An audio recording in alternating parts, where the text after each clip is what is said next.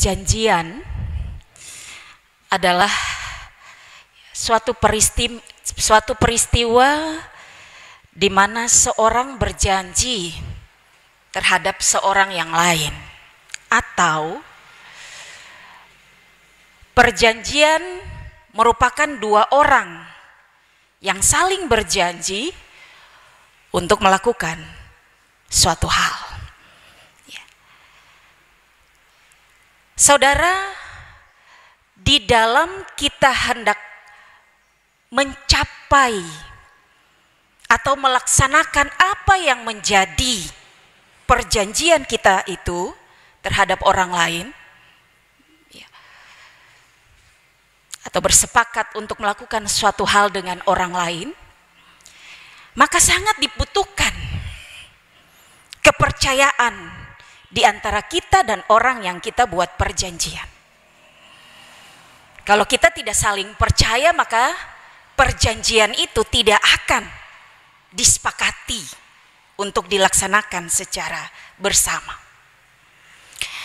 Bukan hanya kita harus saling percaya untuk melaksanakan perjanjian itu, tapi juga dibutuhkan kesabaran. Ya, karena perlu waktu untuk mencapai apa yang sudah disepakati, ya, atau yang telah menjadi sebuah perjanjian. Perlu untuk kita komit melaksanakan isi, ya, perjanjian itu secara konsisten. Tapi juga, ya, kita perlu untuk setia, ya, setia, taat, ya, tekun, ya, melaksanakan apa yang menjadi isi atau setiap, ya, klausul, pasal yang telah menjadi sebuah kesepakatan bagi kita dan lain sebagainya. Kalau kita baca bagian firman pagi ini, ya, di situ dijelaskan kepada kita bahwa Tuhan mengadakan perjanjian dengan Abram. Pertanyaannya bagi kita, ya, apa yang telah Abram lakukan sehingga Allah atau Tuhan harus membuat sebuah perjanjian dengan dia? Yang kedua, apa isi perjanjian antara Allah dengan Abraham? Dan yang ketiga, ya, apa respon Abram ketika mengikat sebuah perjanjian dengan Allah? Saudara yang terkasih dalam Tuhan Yesus, ya, jawaban dari pertanyaan-pertanyaan tadi yang pertama, saudara, ya, Abram, ya, mengadakan sebuah perjanjian dengan Allah, atau sebaliknya Allah melakukan sebuah perjanjian dengan Abraham dalam sebuah penglihatan, ya, rupanya ketika, ya, Abraham ini dia melakukan sebuah perbuatan yang luar biasa, ya, di mana dia telah memenangkan, ya, raja-raja dari timur. Di situ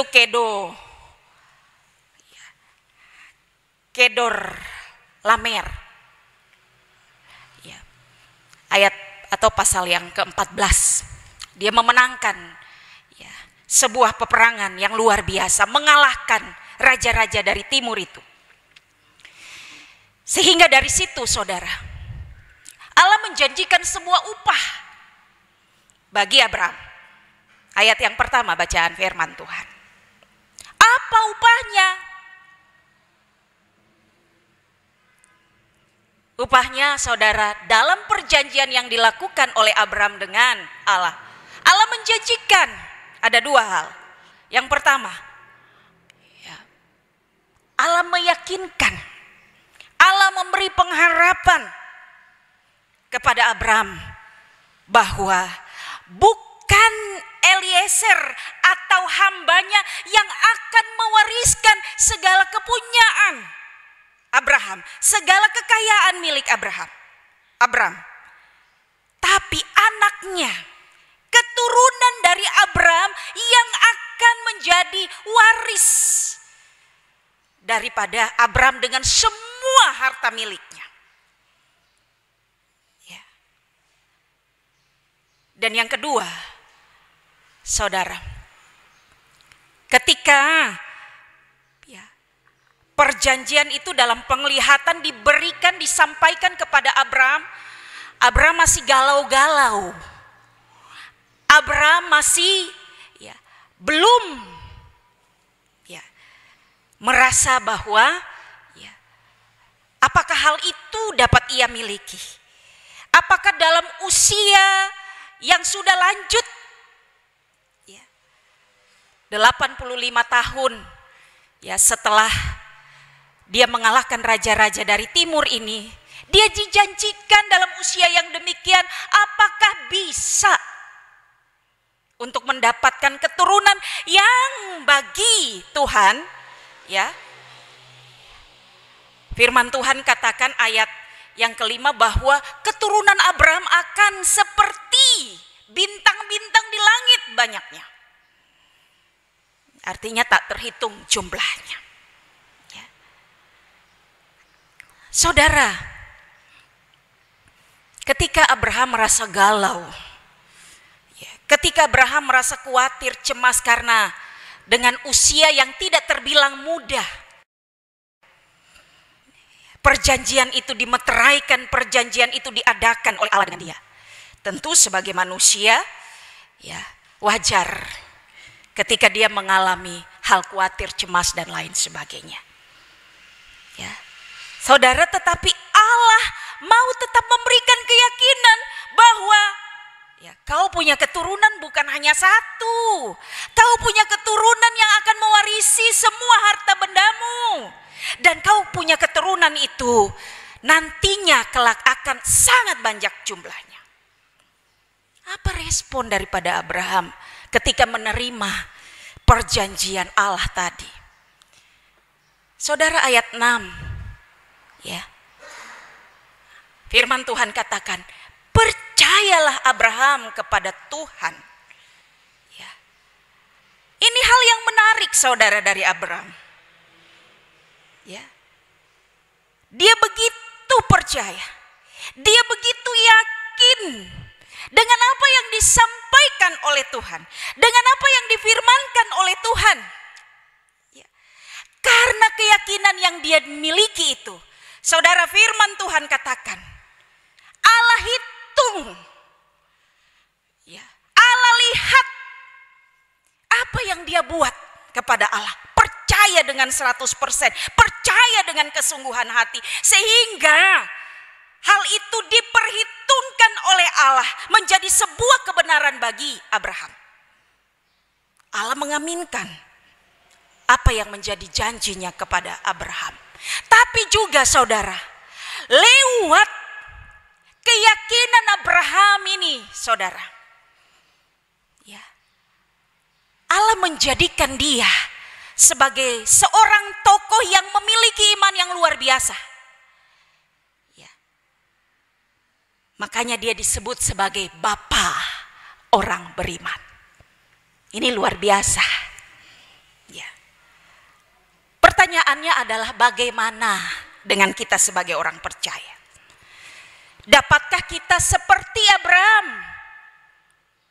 terus percaya kepada Tuhan, dan kepercayaan kita kepada Tuhan itu 100%? Bukan setengah-setengah.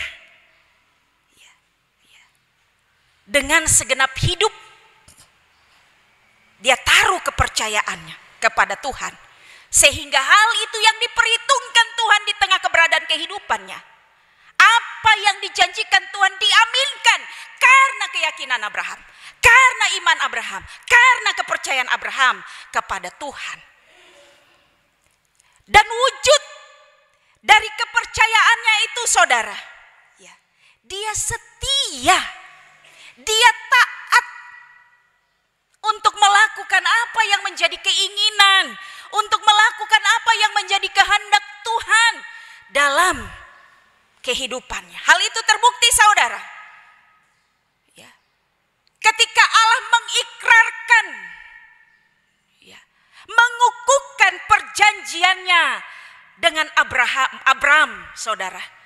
Ya, ayat 7 hingga seterusnya, di mana Allah menyampaikan kepada Abraham bahwa kau harus menyiapkan, ya, hewan-hewan tertentu untuk dijadikan sebagai simbol, ya, peringatan, upacara, ya, ritual yang akan diikrarkan antara Allah dengan Abraham. Abraham melakukan apa yang diperintahkan Tuhan baginya. Mengapa dia melakukan? Saya balik lagi. Karena dia menaruh percayanya sungguh-sungguh kepada Allah, sehingga dia melakukan apa yang diperintahkan bagi dia. Ini juga yang harus, ya, menjadi motivasi diri dan juga, ya, hidup kita, ya, sebagai orang percaya. Ketika kita bilang kita percaya kepada Tuhan, nyatakan itu dalam kehidupan saudara dan saya untuk mau melakukan apa yang menjadi keinginan dan kehendak Allah dalam hidup kita. Bukan kepercayaan itu hanya simbol. Bukan kepercayaan itu hanya sebatas ucapan jempol. Bukan kepercayaan itu hanya terlihat pada KTP, pada kartu identitas kita bahwa kita orang percaya, kita anak Allah, kita pengikut Tuhan. Bukan sekedar itu. Tetapi ketika kita bilang percaya, maka kita siap untuk melakukan apa yang menjadi keinginan Allah. Ketika kita bilang kita percaya, maka kita harus bergantung penuh hanya terhadap kuasa dan otoritas Allah, bukan terhadap yang lain, termasuk terhadap keinginan diri sendiri.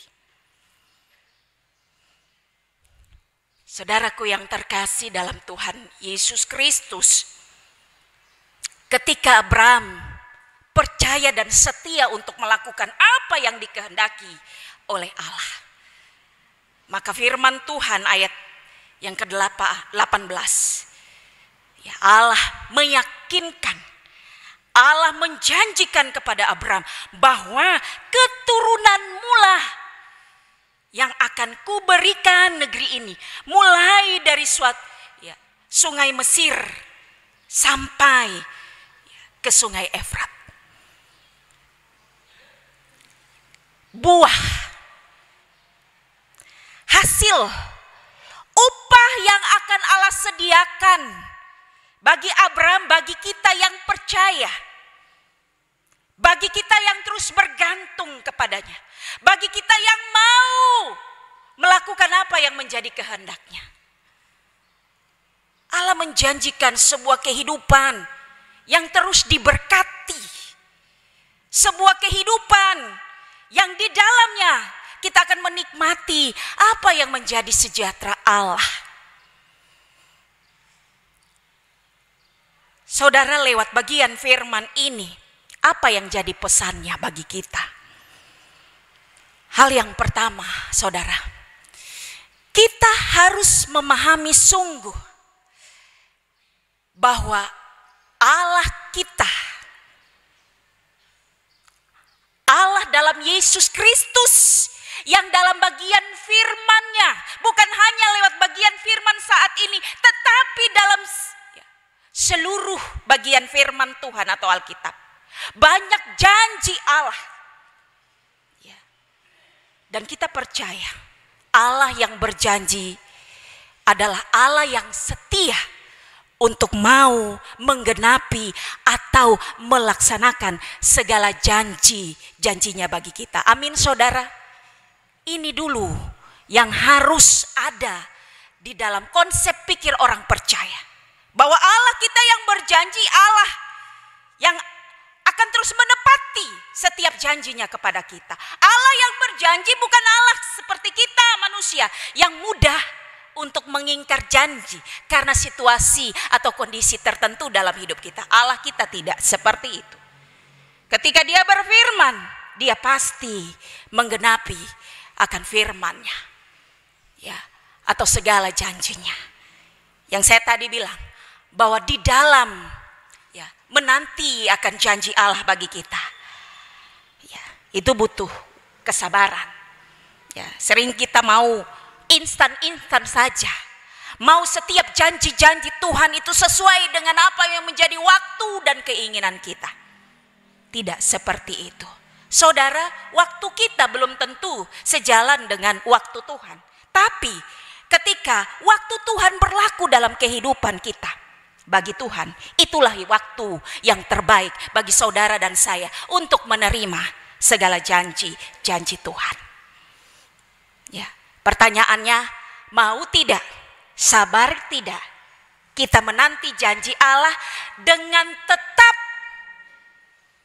percaya ya, dan setia melaksanakan apa yang menjadi keinginan Allah dalam hidup. Ya. Hanya dengan percaya sungguh, hanya dengan bergantung penuh kepada Allah, ya.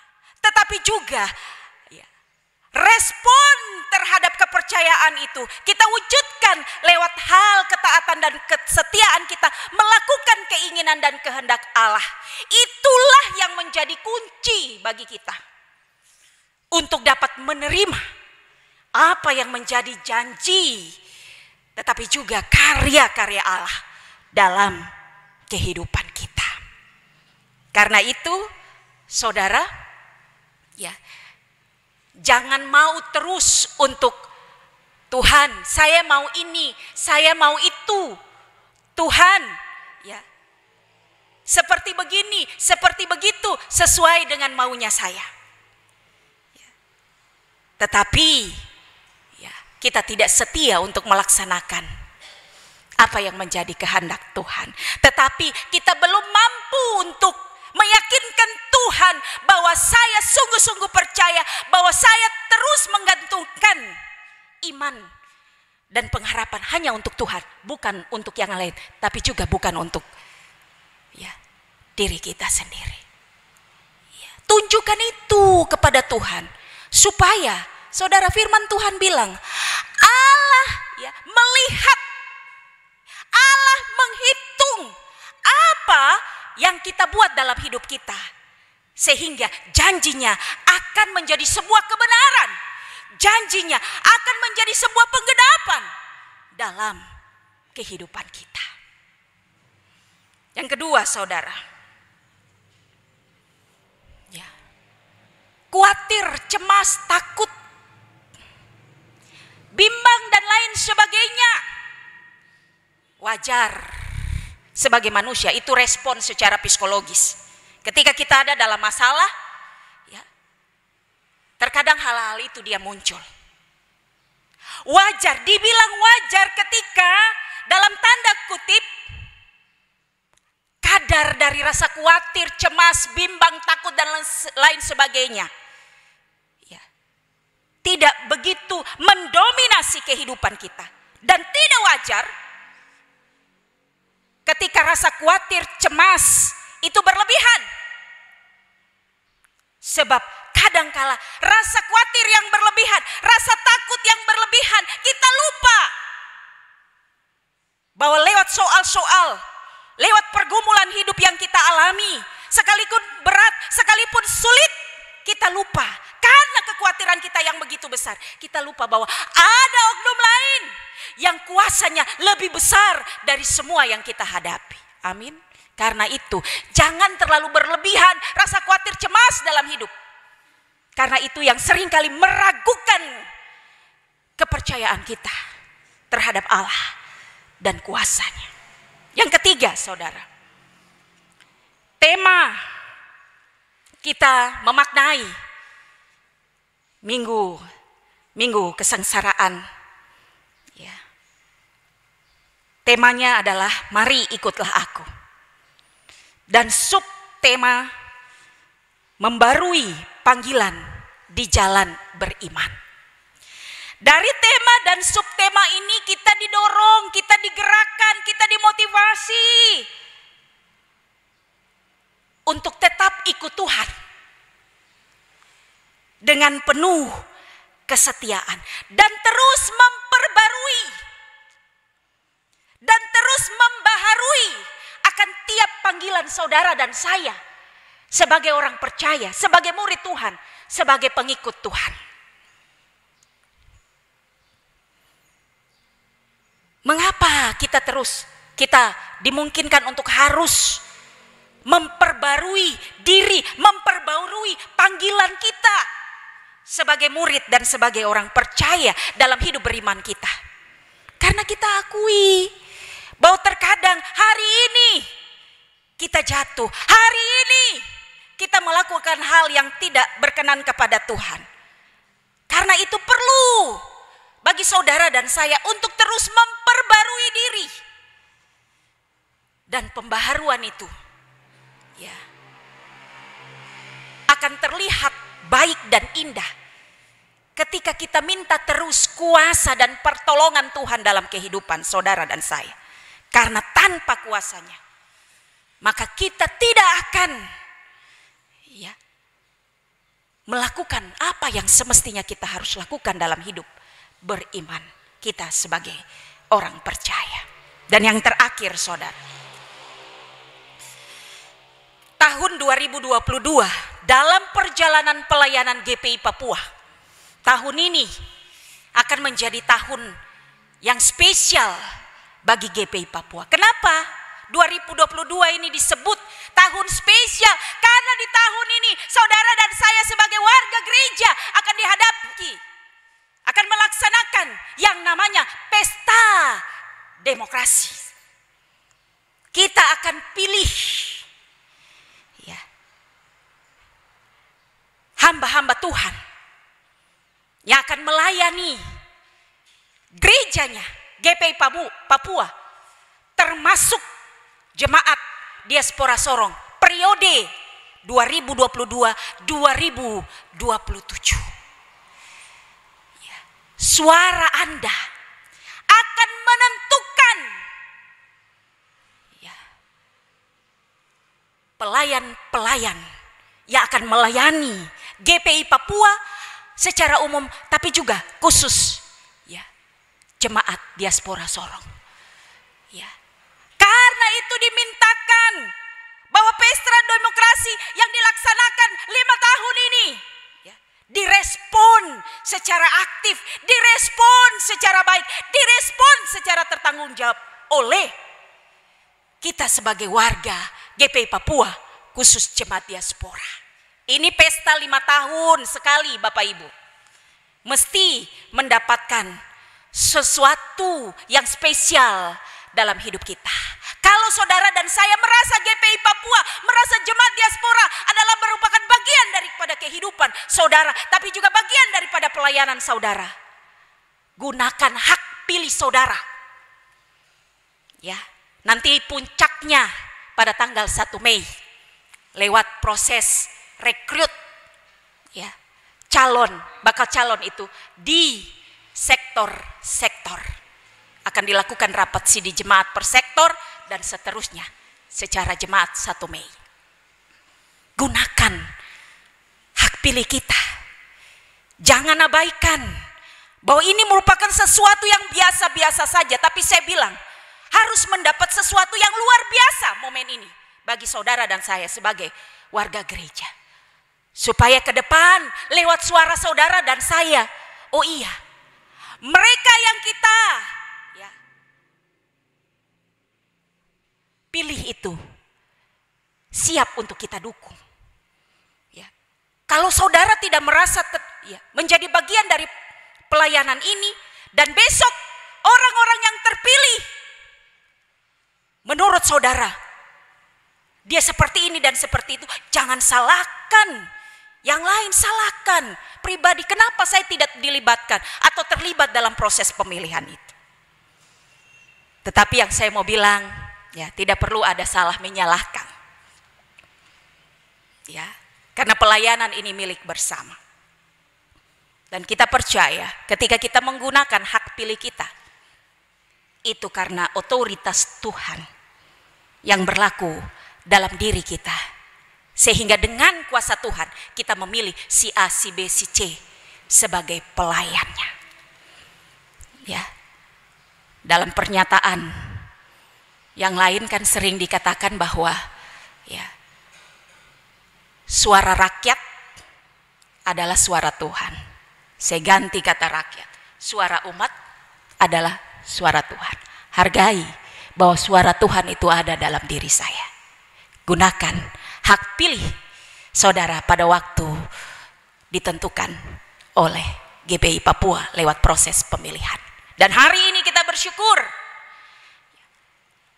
menyukseskan proses pemilihan itu akan dilantik ya, anak-anak Tuhan, hamba-hamba Tuhan yang akan menyelenggarakan menjadi ya, panitia pemilihan penatua diaken periode 2022-2027 ya, yang akan diketuai oleh ketua majelis jemaat bersama anggota sidi gereja yang sudah dipercayakan majelis. Panitia ini panitia pemilihan perpanjangan ya, dari lembaga untuk sukseskan acara pemilihan majelis di jemaat diaspora. Dukung mereka, support mereka, apapun bentuk yang akan mereka lakukan. Ingat bahwa mereka adalah perwakilan dari lembaga ini, dari majelis jemaat. Ya. Bagi para panitia, ya, Bapak Pendeta bersama rekan-rekan yang telah ditunjuk, ya, saudara-saudara adalah mandat dari lembaga ini untuk melaksanakan proses pemilihan penatua diaken. Laksanakanlah tanggung jawab itu dengan terus bergantung dan mengandalkan Tuhan. Percaya bahwa Tuhan akan memperlengkapi, Tuhan akan menolong, tapi juga akan memberkati setiap tugas dan tanggung jawab yang dilakukan oleh saudara-saudara sebagai panitia pemilihan. Amin.